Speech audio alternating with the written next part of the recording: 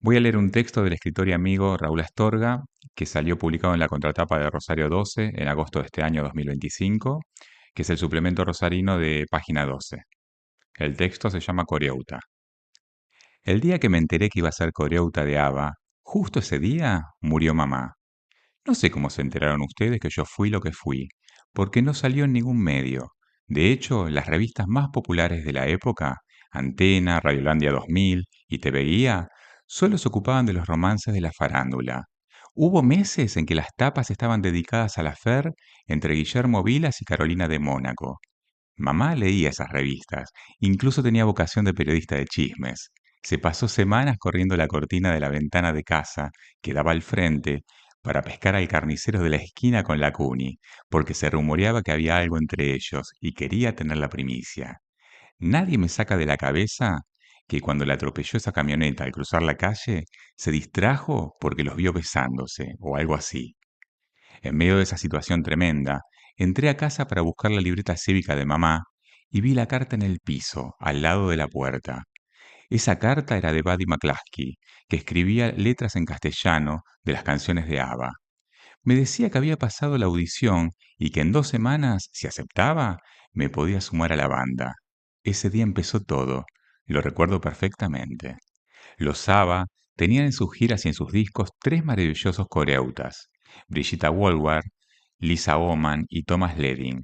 De este último dependía mi lanzamiento al estrellato, si es que existía tal categoría para alguien que hace coros para un cantante o una banda reconocida mundialmente. Porque de entrada, ya en el avión, Buddy me advirtió que si bien yo entraba como suplente de Thomas, la experiencia que iba a vivir sería inolvidable. Realmente fue así. Puedo recordar con nitidez el primer día, cuando me llevaron al estudio de Polar Music, donde estaban trabajando con los temas para el disco Bowles Bows. Agneta fue la primera en adelantarse para darme la bienvenida. Me tomó ambas manos y me besó en la mejilla, mientras repetía con acento dificultoso mi nombre, Fernando. Después se fueron acercando de a uno, Anifrid, Benny y John, que, señalándome con el dedo, me dijo, Fernando, nice name for a song, y se rió a carcajadas. Luego me presentaron a las chicas del coro y a Thomas, que apareció tosiendo seguido un rato más tarde. También ese día llegó acompañada por Ola Brunkett, una cantante de jazz que sería suplente de las chicas. Se llamaba Ned. Nos hicimos amigos enseguida. La primera noche en el hotel no hice otra cosa que recordar cómo me conoció Buddy.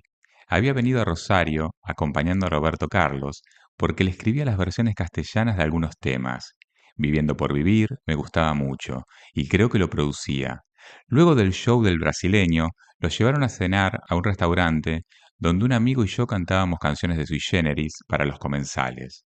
Cuando terminamos, Buddy se acercó y me pidió un teléfono para llamarme, porque según dijo, tenía un proyecto dando vueltas.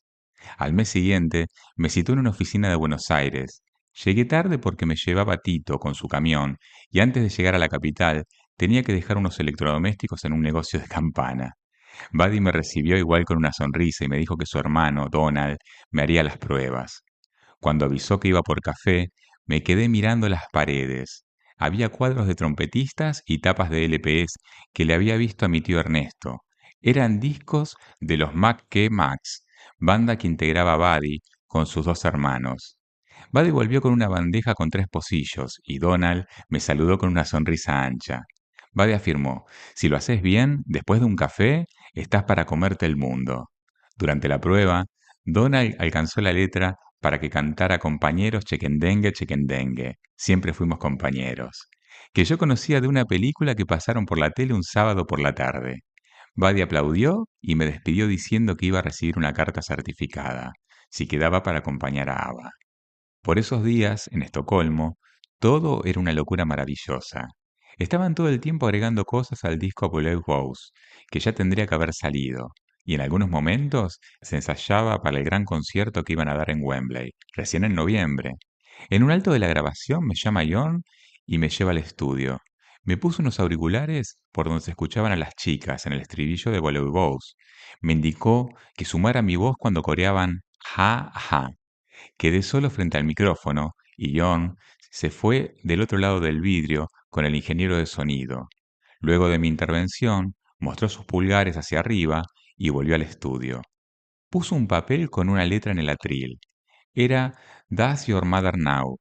Me hizo grabar todo el estribillo, pero no sé si quedó porque no pronunciaba bien algunas palabras.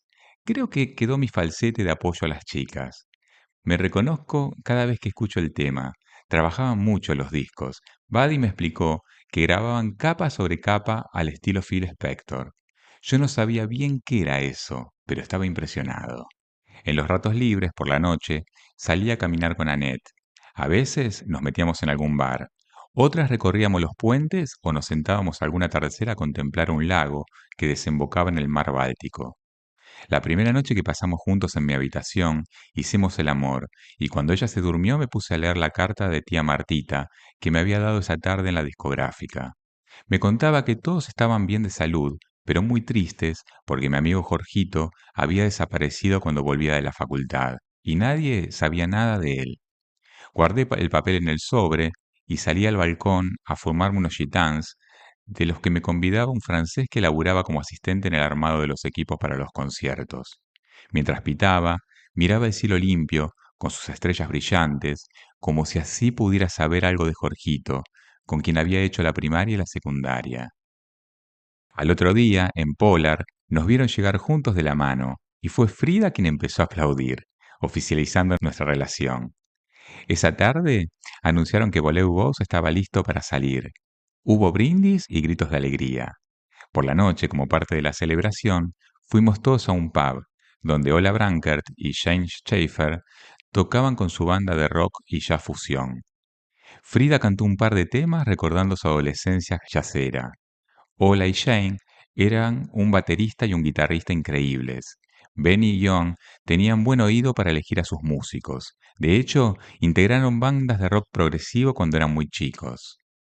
Antes del mítico concierto de Wembley, hubo un par de presentaciones en vivo. Annette y yo teníamos las ilusiones intactas, pero ni las chicas ni Thomas se enfermaban nunca. Participábamos de los ensayos, pero los shows los vivíamos desde el costado del escenario. El público no distinguía esas cuestiones artísticas y mucha gente nos pedía autógrafos o nos sacaban fotos aquellos que cargaban con una Polaroid, tan de moda por aquellos tiempos. La verdad, Annette y yo éramos muy felices. Yo anhelaba la esperanza de que la banda tocara en Argentina, soñaba con una presentación en el Gigante de Arroyito, en Rosario, pero Buddy me decía que el dólar siempre se disparaba y los productores locales nunca cerraban los contratos. El primer divorcio, el de Agneta y John, conmocionó a todos. Se intuía el principio del fin. Me quedé en Suecia unos meses más. Annette tuvo la idea de irnos a París a cantar a dúo clásicos del pop en bares y ferias de artesanías. 2 años después, ella se volvió a su amor nórdico, su pueblo, y yo me subí a un avión hacia Seiza. Estuve tiempo haciendo un tributo a Roberto Carlos en bares y teatros pequeños. Luego entré a trabajar en el depósito de una librería hasta que me jubilé. No sé cómo me encontraron, chicos. No sé. El cuento es de Raúl Astorga, Coreuta. Yo quien lee soy Alejandro Laurenza. Pido disculpas a Raúl y a ustedes por algunas pronunciaciones del sueco que no me terminaron de salir por más que hice todo lo que pude. Pero fue un gusto haber leído este texto de Raúl. Espero que les haya gustado también.